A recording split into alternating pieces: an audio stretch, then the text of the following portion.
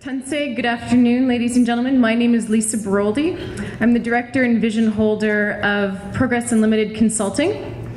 It is an honor to present today in Treaty 6 territory in the presence of our elders, whom I hope to meet later, Chief Morin, other dignitaries, all of you, and of course with my fellow co-presenters here, Bentaro Traditional Healing Society Executive Director Cheryl Whiskey Jack in stripes, Boyle Street Community Services Executive Director Julian Daly, that's pretty evident who that is, and Newtown Aboriginal Welcome Service Supervisor Karen Mind in brown.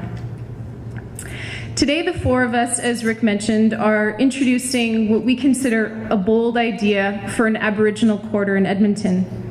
The idea stems partly from tons of conversations we've been having over the years, conversations with partners, community members, political leaders, entrepreneurs, architects, journalists, designers, and so many others.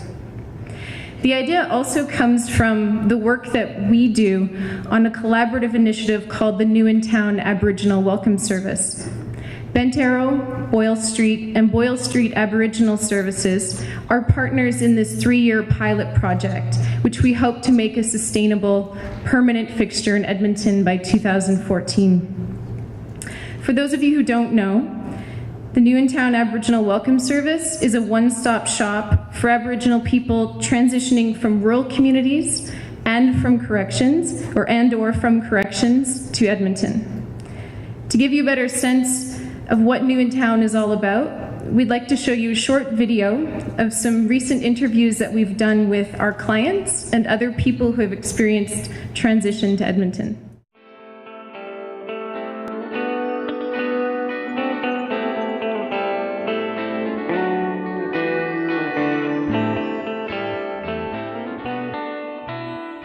Some people are stronger than others, it seems like, there would be other people that I'd be friends with that came to the city, and if they experienced the same thing I did, they wouldn't be able to handle it. And a lot of them haven't been able to handle it, so they move back to the community. But then there's others who, they don't know how to live in the city. They don't, know how to find a place, how to find a job, how to find a school, how to get around the city. I'm kind of like the shy person, so I kind of keep to myself because I can't really trust anyone. So, yeah.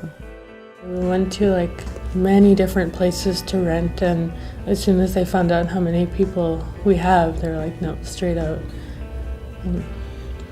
Yeah, or they'd make excuses. I think the best excuse I heard was they had one for us.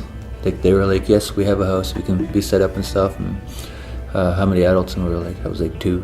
Like, how many kids? 7. Oh, well, I think there's not enough bathrooms for you. You're gonna need more bathrooms. I don't think this is gonna be a good fit for you. There's a really unique culture here for Aboriginal people. And I think it's just finding that connectedness is sometimes, it is difficult in a city like Edmonton where the culture isn't really embraced. You don't see it. You don't, you're within the city, but you don't recognize your culture anywhere. Even though we have, one of the higher Aboriginal populations, because you don't see your culture here, you don't feel like you fit.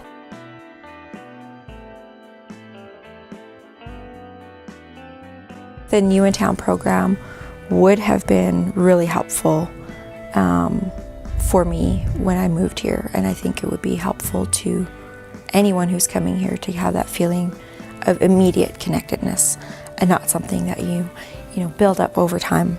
When you told me about Newtown and stuff like that, I was like, wow, that's what we need as an Aboriginal people, is being able to have something that, is that in between, because when people come from the reserves or come from a small town and they move to the city, it's like they're so overwhelmed. I have friends, family is just, it's like right away they go running back. Or they never felt like they'd had that option to be able to receive help, to learn how to live. in the city. They don't see the opportunities that they have. When I moved here, I didn't know anything. I didn't even know what a Medi-Center was. I mean, where I come from, we had one clinic. There's a standard process, you know, you phone, make an appointment. Here you can just walk in. Like a Medi-Center, what's a Medi-Center? Didn't know how to ride the bus. I don't think I even took a taxi before I came here. Those types of things. So just those basic things, you know, finding an apartment, getting your services connected, all new experiences for me. I'd have to say all the different things they have under one roof and how they come to your place and they make the time to get to know you, and even if they don't come, they text us all the time, and it just makes me feel more comfortable with them.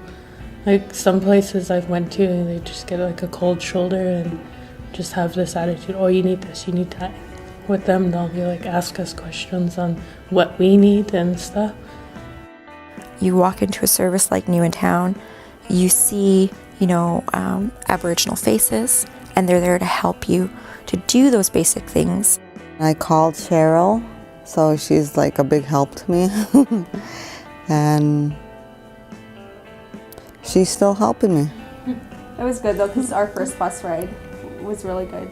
Yeah. Like just sitting there with her and like making her comfortable and telling her what to do to put the ticket in and get your transfer, how long it lasts and whatever. So it was really good.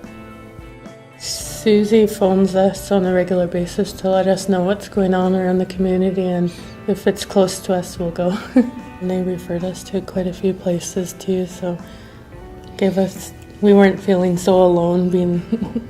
They all come together, and every time we come here, and if one doesn't have an answer, the other one's there, and they're, you know. I think having this support here is essential for a lot of those people who may tend to, you know, if they've had one too many doors closed in their face, would give up. And I think by having this support here would really help them to move forward. Like without New in Town, we'd have no idea where to start, or but we've come a long ways with New in Town, and they're godsend.